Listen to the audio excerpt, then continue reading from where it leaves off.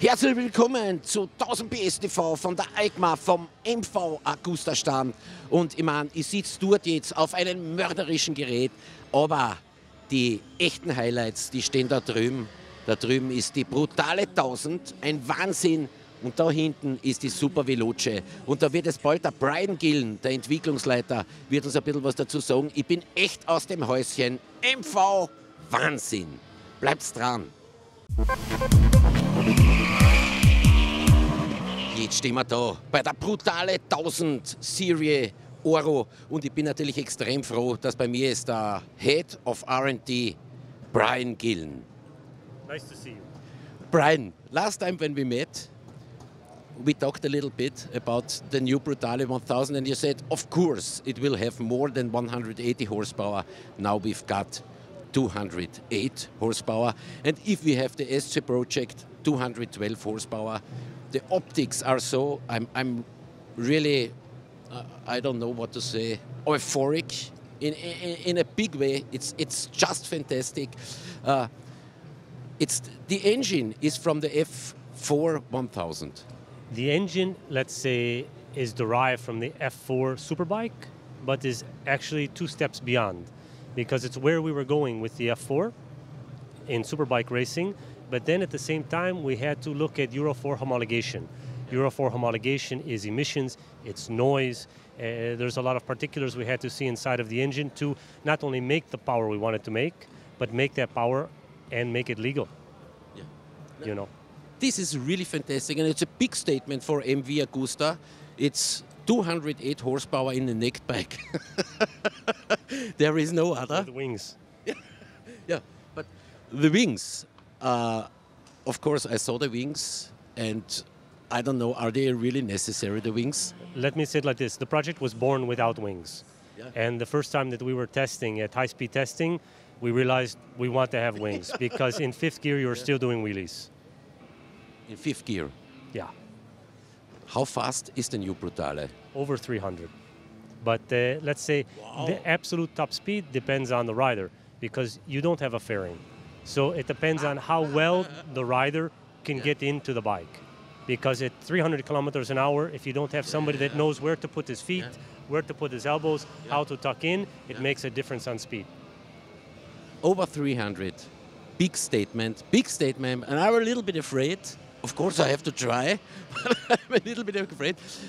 So you have in there the best electronics there at the moment, state of the art. Yeah, we have state of the art. I think we've finally gotten to the point now where we're really advanced with our electronics, and it's not only words, even the press has come back over the last 1 to 2 years saying, really, what MV Agusta is saying, they're doing. And we've made huge leaps forward with our electronics, with the throttle control. We're not connecting the throttle to the engine. We're connecting the throttle to the rear wheel. So you're connected with exactly what's happening with the rear wheel of the bike to feel that connection. So we've established that connection between throttle and rear wheel, and now we're pushing the electronics a lot further with anti-wheeling, with launch control, with traction control that's also cornering. It's really fantastic. I guess eight steps in traction control. And off, because maybe sometimes you don't want traction control. More? Eight steps? Eight steps plus off. So you can turn the traction control off. Sometimes you want the back tire to burn out, you know? Of course, I know. Yeah. And is there a separate wheelie control, or is it combined with the traction control? The wheelie control is separate, and what we've done is we've gone through a lot of iterations of wheelie control.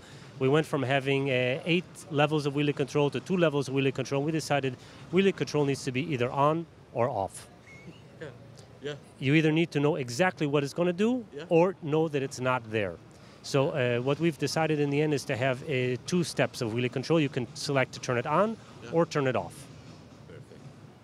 Really perfect. I guess if I have no wheelie control in there, in this bike, I will do a lot of wheelies. Yeah, you can turn the wheelie control off, turn the traction control off, and you can have a lot of fun.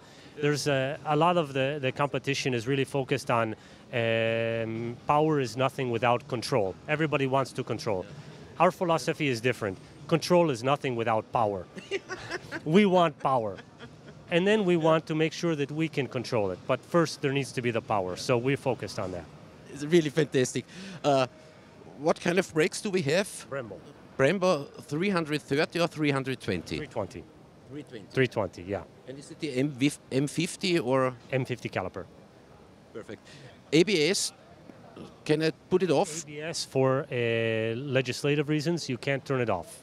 Okay. So you can have ABS on or ABS sport mode, which basically is only ABS on the front tire and ABS turned off on the back tire. So you have sport mode and you have ABS on all the time.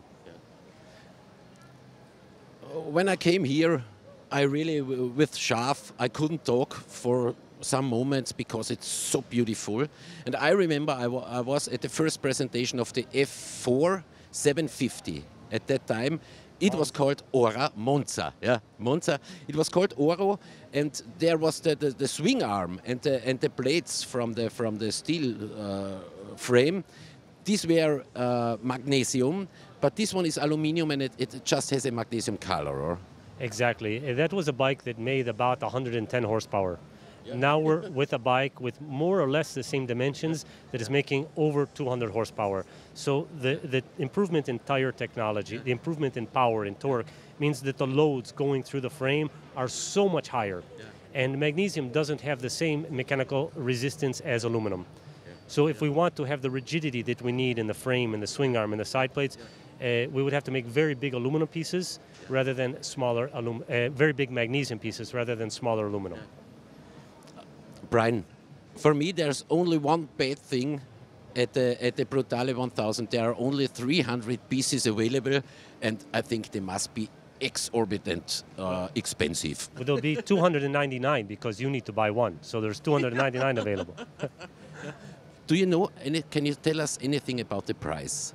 The price will be communicated a little bit later. Maybe the commercial guys will be talking about that later here at the show. Here at the show? I think so. Yeah, but for us, for the video, it would be great to have just a little. Is it 40,000 euros? Is it 50,000 euros? I think it's best you talk to the commercial guys. Okay. I don't want to take away their... Of course. Yeah.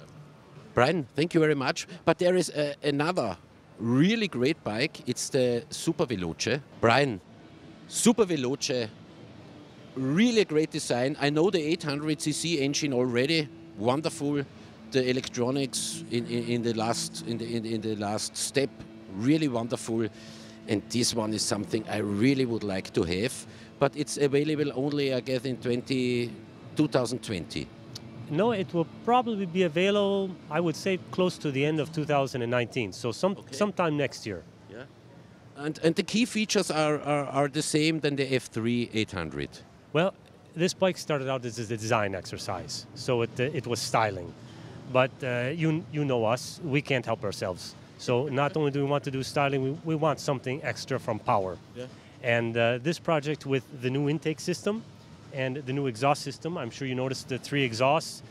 The 3 exhausts are from Giacomo Agostini. Yes, from the original 3-cylinder engine Giacomo Agostini bike.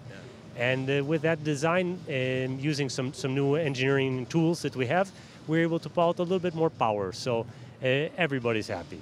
How much power? That will come out at a future date. Okay. We're going to let the information out a little bit later. Okay. Now, Eman, it's such a clean design. It's so wonderful. And I saw here for the indicators. Okay, this could work. And then I need some mirrors. Maybe where will be the mirrors? Maybe something on the end of the handlebar. Yeah. But in a technical way, it's ready to go. Well, this is it's a concept bike, but let's say we make production bikes, so we know exactly what we need to do when we start a project to make it a production bike. So this is basically one of the iterative steps in the development of a production bike. So what we're doing is showing you one of our internal prototypes before we have it industrialized. Perfect. There is another piece here at the MV Agusta. It's the Moto2. Yeah. I'm really excited for next year, MV Agusta Moto2. And as you come from racing, and you are also a head of racing, MV Agusta racing department, for sure you can tell us something about the Moto2. MV Agusta Moto2 2019. Brilliant bike. Engine from Triumph. Yeah. Yeah, for regulation. But is there anything from the F3 800? Yeah, there's the knowledge. The knowledge. The knowledge, because having designed, developed, and also raced in the World Supersport, the F3 675, F3 800 is very close to that. Let's say we believe that we have a good base of information regarding different tracks and performance of what you can get out of a three-cylinder bike. You know, the tires are different because they're Dunlop tires compared to Pirelli that we have in World Supersport. We've done a lot of analysis between one tire, the other tire, different tracks.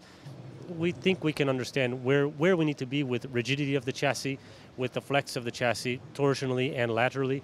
And with that knowledge, we've designed it, and we're developing this bike with our partner, Forward Racing. But the frame is from MV Agusta. Yes, the frame is designed with MV Agusta, absolutely. Perfect. Yeah. And I guess the suspension is Öhlins? Yeah, the suspension front forks are Öhlins, rear shock is Öhlins, steering damper is Öhlins. Brakes are Brembo, so Italian brakes.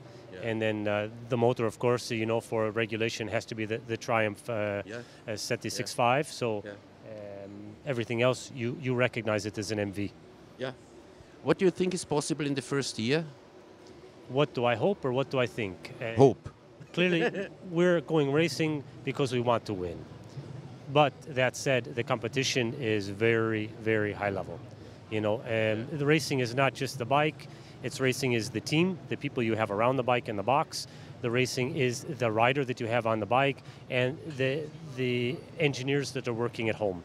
So everybody has to be working in one direction to be able to overcome the issues that come out during the racing season. So we hope to be competitive and we hope to win. We know that the competition is going to be very difficult, very hard. So we're trying to put together all of the pieces to be in a position where we can be competitive.